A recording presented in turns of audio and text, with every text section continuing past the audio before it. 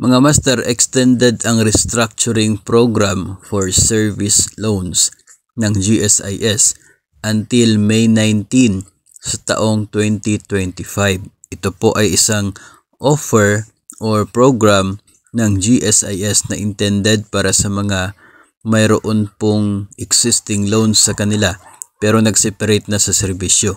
Yung iba naman ay mga old age pensioners na mayroon pong existing loans. Yung iba naman ay mga dating miyembro na mayroong utang na mahigit 6 na buwan na walang payment after na mag-separate, tapos ngayon ay nakabalik na sila sa serbisyo.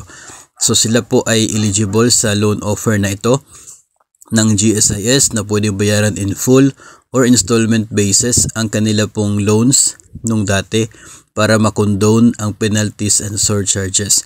So malaki po yung matitipid ng membro kapag mag-avail sa RPSL dahil mawawala lahat ng penalties and surcharges ng inyong pong utang. Kung ang babayaran po na down payment ay nasa 10% ng inyong utang, magkakaroon ng 6% na interest rate sa remaining loan balance na pwedeng bayaran for a period of 1 year up to 5 years.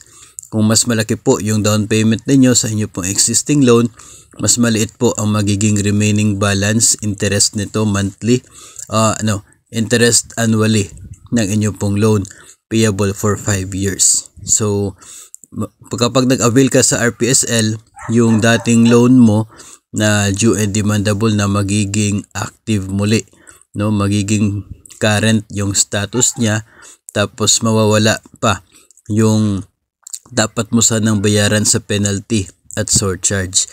At dahil dito ay magiging magaan para sa mga miyembro na may utang sa GSIS yung kanila pong magiging payment ng utang nila.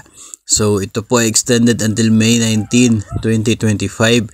Kaya good news ito para sa mga dating miyembro na may naiwang loan sa GSIS o kaya ay ngayon ay muling nakabalik sa government service.